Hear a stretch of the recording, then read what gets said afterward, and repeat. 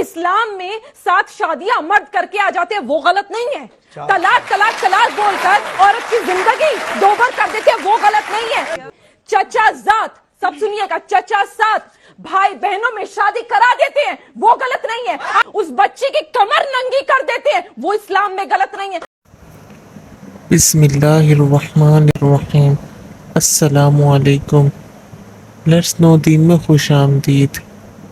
پیارے ناظرین، جیسا کہ آپ جانتے ہیں کہ ہندوازم میں اور کافی سارے دوسرے مذاہب میں بچہ ذات بہن بھائی کا رشتہ جائز نہیں. بچہ ذات بہن بھائیوں کو بھی حقیقی بہن بھائیوں کی طرح ہی لیا جاتا ہے. ان کا نکاح بہت ہی معیوب سمجھا جاتا ہے. ڈاکٹر ذاکر نائک صاحب سے جب اس بارے میں پوچھا گیا تو انہوں نے اس کا کیا جواب دیا، آئیے آپ بھی ملاحظہ کیجیے. نزدیک کے رشتہ دار فرسٹ کزن کو شادی کرنے کی اجازت کیوں ہے؟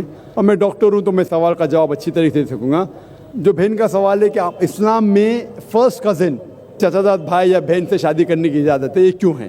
قرآن میں جس سے ممانعت ہے جو آپ کے لیے شادی میں حرام ہے اس کا ذکر کہا گیا سورہ نساء میں، سورہ نمبر 4 آیت نمبر 22، 23 اور 24 میں.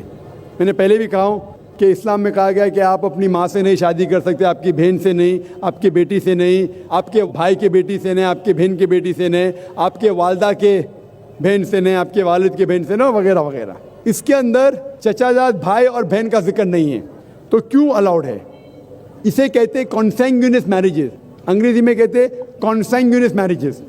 آج کی سائنس جو کہتی ہے کانسینگیونس میرج سے they can be genetic problems, لیکن غور کیا جائے گا تو آج کی سائنس یہ کہتی ہے کہ اگر آپ اپنے سگے بھائی یا بہن سے شادی کرتے ہیں تو بہت امکانات ہے کہ دیر میں بھی جینیٹک پرابلم، آپ کو کئی بیماریاں ہوں گی. آپ کا سگا بھائی سگا بہن نہیں تو بھی ہو سکتے ہیں لیکن چانسز بہت کم ہیں. اسلام میں چچا زاد بھائی اور چچا زاد بہن یا فرسٹ کزن سے شادی کرنے کی اجازت ہے. تو سائنس یہ نہیں کہتی کہ فرسٹ کزن سے کریں گے تو پرابلم ہوں گے، لیکن اگر لگاتار کنٹینیوسلی جنریشن آفٹر جنریشن پیڑھی کے بعد پیڑھی کرتے رہیں گے تو چانسز ہے کہ پرابلم ہو سکتا ہے.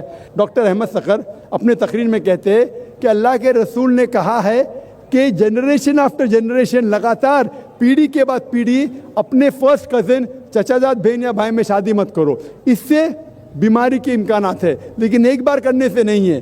ڈائریکٹ سگا بہن اور بھائی سے کریں گے تو بیماری ہوئیں گی، عام طور پہ نہیں ہوگی. جی تو ناظرین، آپ نے دیکھا کہ ڈاکٹر ذاکر نائک صاحب نے سائنسی دلائل کی روشنی میں اس کا کتنا خوبصورت اور مفصل جواب دیا. اور حقیقت بھی یہی ہے کہ اگر اسلام چچا زاد بہن بھائی کی شادی کی اجازت دیتا ہے تو 2-3 جنریشن کے بعد اس کی ممانعت ہے. حرام نہیں لیکن ممانعت ہے کہ نہ کیا جائے تو یہ عمل بہتر ہے، کیونکہ اس سے بیماریوں کے آنے کا چانس بہت زیادہ ہوتا ہے.